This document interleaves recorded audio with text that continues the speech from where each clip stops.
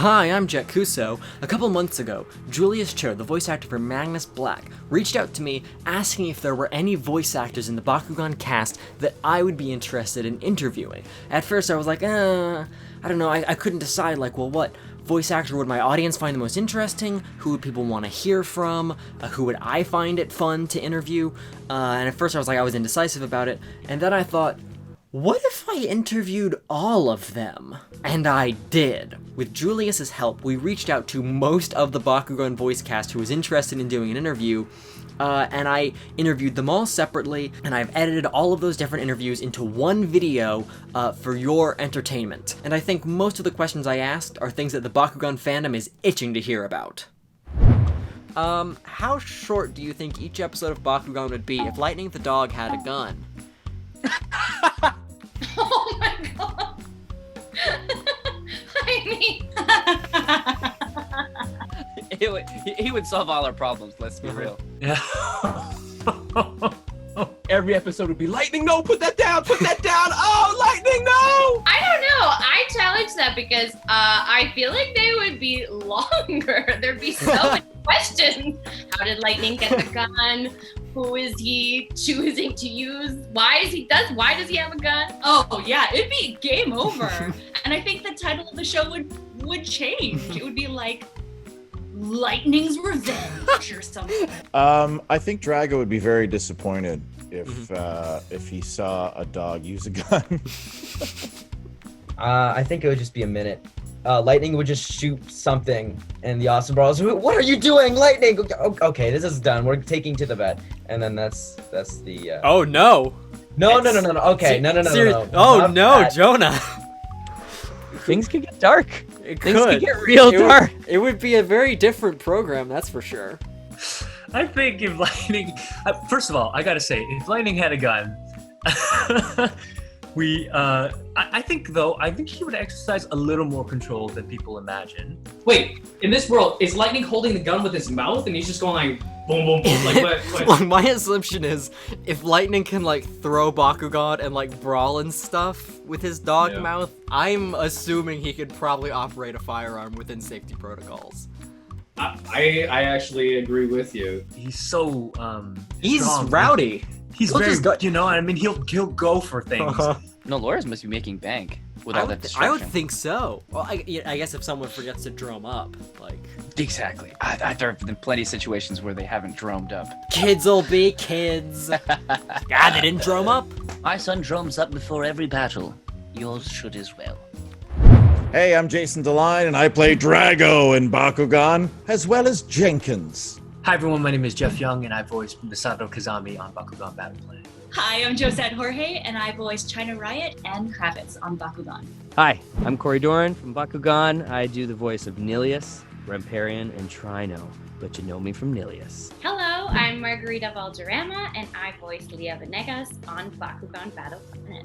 Hi, my name is Jonah Weinberg, and I voice Dan on Bakugan Battle Planet. Hey, my name's Jamie Joe Gonzaga, and I play Shun Kazami on Bakugan Armored Alliance.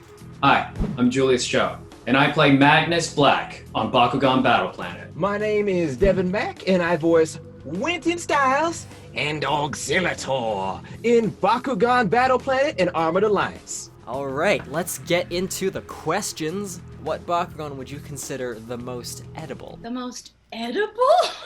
Uh-huh. I don't really want to eat. I feel like I'd like to institute a vegetarian diet for my body. Well, there's a plant Bakugan. There's Reirazu. No, but I don't want to eat it. And this sounds weird because it's like my Bakugan, but Serpentine is kind of like a fish-looking thing. So you kind of sometimes kind of a sea serpent. A bit. You kind of are sort of a lemon pepper serpentine. Yeah, it'd be pretty good. Like a little garlic, it'll be tasty. I'd say Tico. Tico? Because it's a golden Bakugan, so it's primo. Oh yeah. It's good. See, this is a moral dilemma for me because I am a borderline vegetarian, but not quite. Reirazu, he's planty and kind of vegetable-y. I think he'd have lots of fiber and some good crunch to it, Yeah, just some garlic, some soy sauce, stir fry that up. I was gonna say Maxitor because I think he's a bull cow type thing. Yeah, like there's not like a cow Bakugan. There is a cow okay. Sort of. He's based on a minotaur, which is a half man, half bull. So on one hand, you're getting to eat cow, but on the other hand, also half guy. Maybe cannibals are onto something. I mean, what was his name? He was like a fish type guy. Preus? Yeah. Not Preus, but there was an evil version of Preus, like his twin. I can't remember Preus Diablo, if I recall. Preus Diablo, the yeah. devil version. I have a feeling he would taste like cinnamon hearts. I don't know. There's some people who I definitely not want to eat. Well, I mean, I don't want to eat anyone. I'm not, okay. I'm not a cannibal. Just... Who would win in a fight, Darth Maul or Elsa? There is a right answer. Well, let me tell you, Darth Maul didn't last too long, unless you watched the cartoon series, which was fantastic, by the way. I gotta go with my girl Elsa, man. You know, she can freeze him. She has the power of love behind her. Yes. She can sing, and she can sing. I heard Darth Maul sing? No. I gotta say Elsa. Because correct, ding ding ding. He spoiler survives and gets cyber legs. So you could say he's at a disadvantage because he doesn't have his natural appendages anymore, but they could be souped up with augments and give him extra powers. So no, it'd be Elsa, dude. Long range. Oh, she got all them ice powers. Nah, it's a done deal. Okay, what is it Darth Maul with legs or without legs? Either one, whichever you think would hold more of a chance. All right, I feel like... I mean, I'm gonna go with Elsa because... That is the correct answer.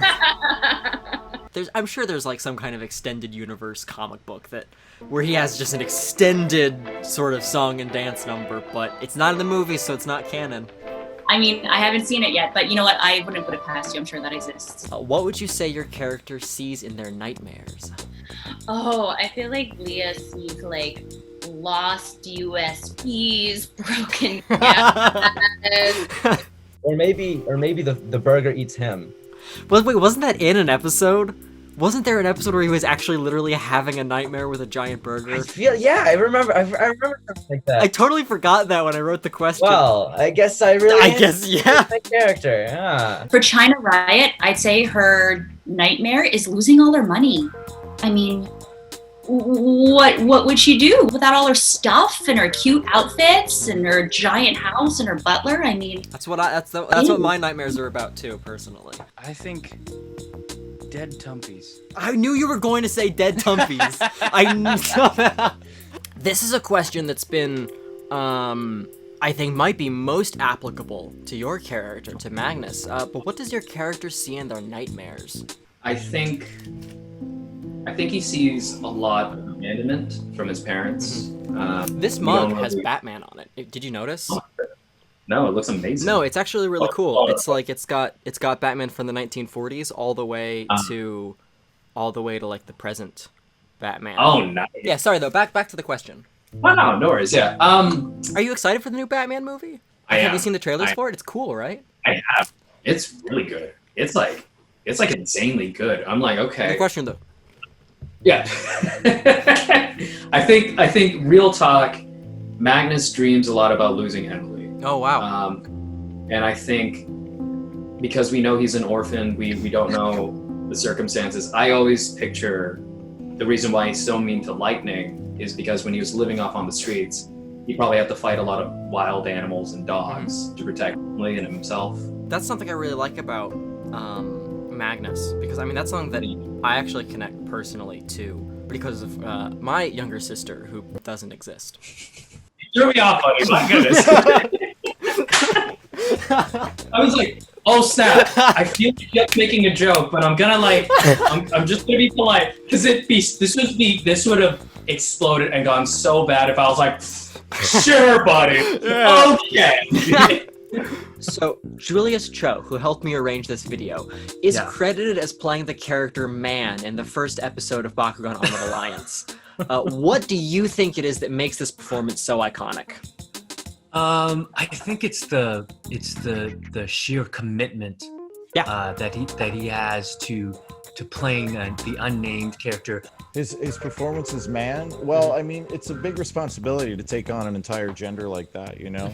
To just say, I am the character I am who represents all men. I am man. Yeah, that's a big statement. His voice just rumbles through the microphone, the reverberations. You really feel his presence as he hands them what does he hand them? So first of all, he was just a boy at the time. So to get into character, he became man. Oh, wow. He lost his name. He went so deep into the character to nail that one line that some say only part of him returned. When I think of Julius, typically I think of like an itty bitty baby, because that's what he turned into when I battled him. So, you know, to see him actually playing a grown man reminded me, oh, that's right. He's not a baby, and I'm so proud of him. Let's see. I hear the fire alarm. What is that? They've been testing the fire alarm all morning, and I thought they'd be done. Oh, this is a good blooper.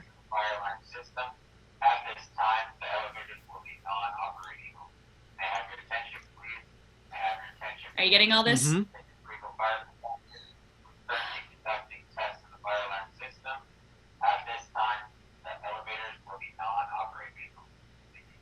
Well, that's bad news, because you're in the elevator right now. I am.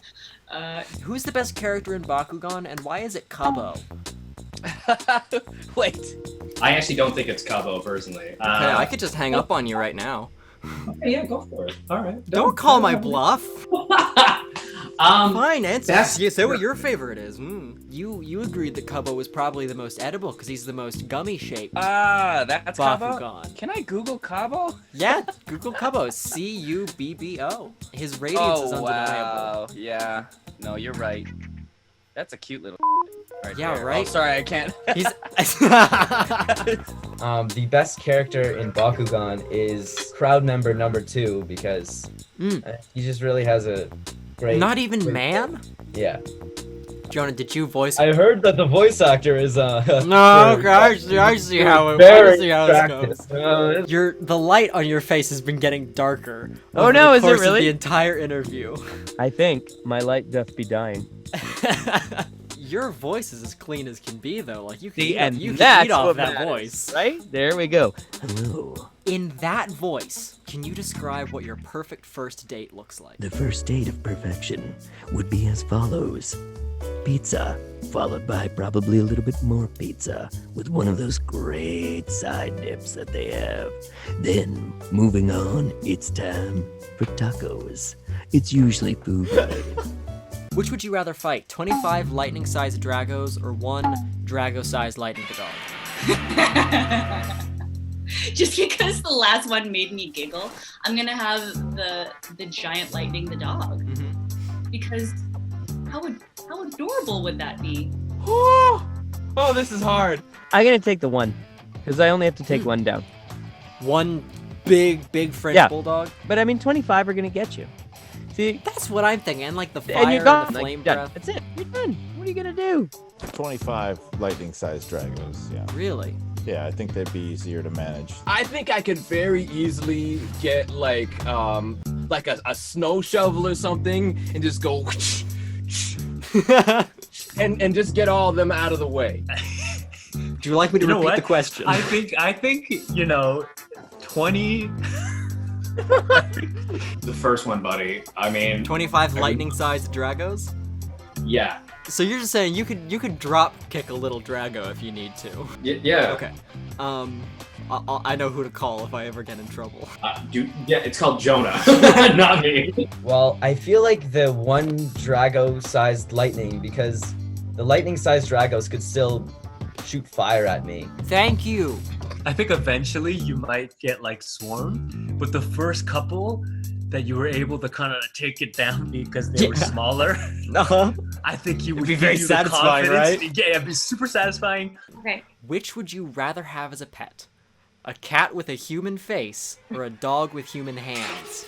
Oh no. Oh no. I don't like either of those options. I don't know, maybe surprising or not, I'm like, I love cats and dogs, but I am more of a cat person. But the idea of a cat with a human face is just, it's a bit too much. Yeah. I'm trying to think, is there a face that I wouldn't like, even like my husband's face on a cat? No. Whose head is this? Whose face is this? Can I choose? Who would you choose if you could? Howard Wren. I choose Howard Wren. I don't know if he'll take it as a compliment, but like, I think that'll make him very happy. he doesn't see this and be like, "What the heck?" And I'm like, ah. No, but at the same time, the dog could like let itself outside. I'm down with the dog with hands. Plus, I'm allergic to cats, so I'm not down with cats. If you can train Hand Dog well enough. Hand Dog. See, now you're going back to that dog that could potentially wield a gun again, so I'm taking it immediately out of the equation. Yeah. Dog with human hands. Heck yes. Really? Dogs are so helpful. You're the only person who's been excited by Hand Dog. No, hell yeah. Are you kidding me? Your dog loves you. Man's best friend. That guy will do anything for you. So, like, imagine if he had hands. He could help you bring in the groceries? More groceries. I can make a sweet handshake, secret handshake with my dog. So Yeah. I feel like the answer reveals itself very neatly. Is that the only thing that's holding back dogs from driving? Is the fact that they don't have human hands? Yes, that and yeah. A cat with a human face would probably startle me more in the middle of the night. And then maybe it can talk. I don't want a talking cat. Jeez. It can only say meow with a human voice. Oh, that's pretty entertaining. I'd want that for a day. But I mean, I love dogs. I love dog faces. Hands would kind of weird me out, but it'd be super useful. I think I'll take a cat with a human face because already my cat's pretty expressive, so I feel like I'm used to that. You're not worried about your just relaxing on a day off and you hear from somewhere in the distance in your house meow. Oh my God. But I feel like with the dog, if it had human hands, I could put like gloves that match a sweater, and maybe it wouldn't be as like mittens, so it would just look like that. But like if it's walking around with its on its fingertips. Yeah, I don't think either scenario is ideal, but I don't think that's a worry for me, to be honest. It's not one of my. You don't think you're gonna encounter the choice? I mean, at this point, no. If I haven't yet, that would have happened already, I think. So this next question is actually just a petition to make me the officially appointed mayor of Bakugan forever. If I win the election, my campaign promises are as follows. Insert name of voice actor's character here will become the new main character of Bakugan effective immediately. Wow. I will also use my powers to bring back Subterra, the Dirt faction from the Legacy series. Shun will be buff in the next season. Fully ripped, 100 push-ups, 100 sit-ups, 100 squats. How buff are we talking? Not as buff as you after all of your 50k runs. I would say sort of like a Drago level of buff. Where is the petition? We'll get there. Let me finish my campaign promises. And lastly, the three-headed dog Bakugan Howlcore will be given thumbs. Fellow dog Bakugan Lupithion has thumbs, and it is very unfair that Howlcore has to deal with this kind of treatment because all the beat power in the world cannot make up for the inability to hold hands with your loved ones. Do I have your vote, Devin Mack? You know what? I'm gonna throw my vote in there.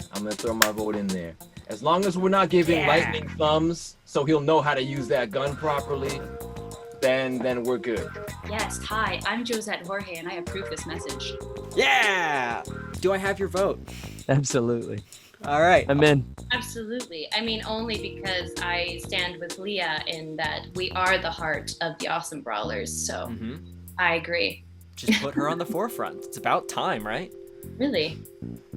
Okay, before I make my answer, who's competing with you for this position? I don't want to say no one because then I know you're gonna run against me, and I don't know if I can win that battle. I would. Well, I got you, buddy. I got you. Well, first, I like to understand what you think being a mayor is. Usually that's the leader of a town or city or municipality of some kind, which Bakugan. Just the mayor of Bakugan, in a general sense. Okay, so you refuse to clarify. Would this not be a really good debate right now? If I was like, yeah, I'm actually going to run in contention. I will also, every time I do a vlog, I'll have the Monopoly mustache and top hat. And be like, hello, Bakugan, as the mayor of Bakugan, and like go full, like, I got you evil beat mayor. there. Oh, no. Hello, it's me, the mayor of Bakugan. I'm here. I was gonna go for a tasteful handlebar mustache, but you had me beat. I beat you to it. It's me, the Bakugan mayor. Mayor here. Or like every time you tip your hat, Bakugan fall out, and you're like, oh, sorry. That can be arranged. Hang on. Yeah. And it's like, hello, it's me, the mayor of Bakugan. How do you do? Wow. Okay, you got me, buddy. You sold. All right. Yes. Yep. All right. We got Julius. That's the most work I've ever had to put in. Everyone else just said, buff Shun, I'm in. Oh, wow. Here, you have my vote. I support your campaign, especially because I want to be buff. I think you sold me on the buff Shun. Yeah, all right. Just based on the platform alone and just getting to know your personality in this past little while, you absolutely have my vote. Buffing Shun is definitely a strong point. Also, I don't get a lot out of this because Drago, I would argue, already is the lead character. So you could. Okay. I like things the way they are, is what I'm saying, with no mayor. Well, there we go. Well, So I like the lawless anarchy that we have. If I become mayor, I will keep things as they are. Deal. Totally useless.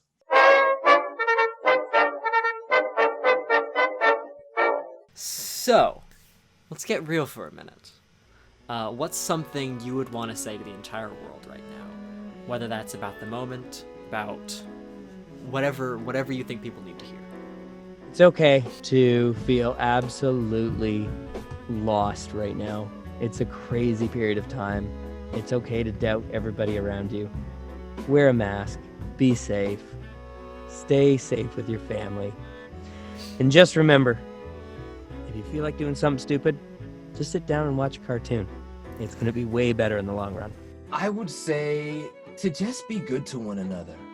I mean, there's so much negativity, there's so much pain in the world right now, and if you have a chance to do something kind for somebody else, even if they're a total stranger, you don't know just how much it might mean to them. Just that little bit of positivity could carry someone through the rest of their week when they've been having a terrible time. So just any chance you get, always try to put yourselves in another person's shoes, try to empathize, and just be good. Just, if you could choose to be anything, just be kind, be understanding. A lot of crap is happening, and just people just pointing fingers. So try to, instead of pointing fingers and, crucifying people, try and understand. Give yourself that extra time to actually understand what people are going through. Put yourselves in those shoes, and maybe perspectives can be changed. There are difficulties in everybody's life, and these days, everybody's life is a little bit more difficult. And that can be draining. And I think it can take a lot out of us, and we don't have always the same amount of energy and passion or even knowledge in how to do what we want to do in a given day. And so I would say at the end of the day, if you didn't get done what you hoped you would get done, don't be too hard on yourself. The smell of rain is actually oil that's secreted from plants after rainfall, because it's used to replace water, but when it rains they don't need it anymore, so they secrete, and that's what you smell. I think it's very important to know. If anyone cared about my opinion, probably right now in this current moment, wear a mask. Wear it properly, wear it over your nose, wash your hands, listen to people who know more about this than we do, aka scientists. No one goes through life without some sort of trauma, and I think trauma really, when it becomes unchecked and when it becomes untreated, in whatever way you feel comfortable doing that, it can shape and move people towards being less open and being less empathetic. So I think, looking inward And then I think the other thing that people should constantly be doing is zooming out. If we just take a moment to zoom out and kind of see how one thing can affect much more things, I think we can have a bit more, again, empathy and understanding of what's going on with different people when they're trying to fight for different things, when they're trying to advocate for different things. So I think, try doing that and be kind out there, y'all. It's scary and wild. Sometimes I feel overwhelmed with everything that's happening in the world right now. And, I'm on social media and I feel sad and I feel, what difference can I make? Or I feel really insignificant or really small. If I were to change something, it would be was it Mr. Rogers that said, look for the helpers? Yeah. Right? Look for the helpers in the world right now and focus on that. I find that's helping me personally these days. In reality, I find that focusing on one little thing at a time and growing from that, and if everybody did that, I think it would make a big difference. I think that's beautiful. Thank you, Josette. Thank you. I swear, also, bringing up Mr. Rogers is the quickest way to make me want to cry, so I'm trying to... Everyone needs to remember that it's okay to cry, especially with so many polarizing ideas and opinions. A lot of people live in this world thinking they need to hustle or always be happy, always inspiring. But I think sometimes it's okay to be lazy. It's okay to sit around, be sad for whatever you're going through and not judge it, and just watch Great British Bake Off if you want to, whatever works. But as long as you remember that this is just a moment in time, I think you'll be okay. That's wonderful. Thank you. Thank you so much to Julius Cho for helping me arrange this video. Thank you to all of the voice actors who made this possible, who showed up and put up with all of my nonsense. And thank you to Nisa Edina, who arranged and performed this beautiful, beautiful cover of Nujabe's Who's theme that you can hear underneath me speaking right now. Thank you so much to my Patreons, SheVitus, Joshua Munday, The One Only Prime, and VarronOoC for supporting my videos and supporting the stuff I make. You can find my Patreon at patreon.com/JettKuso. All of your support is what has made it possible for me to do insane things like this and invest the time that it takes to interview 9 voice actors separately. If I ever interview more voice actors, let me know what questions you would want me to ask. Maybe I can do a fan suggestion segment in the next one, if I make a next one. I'm not promising anything, but I did have a ton of fun. And ultimately, thank you so much for watching, and thank you for supporting my channel. This is JettKuso, and I'll see you next time.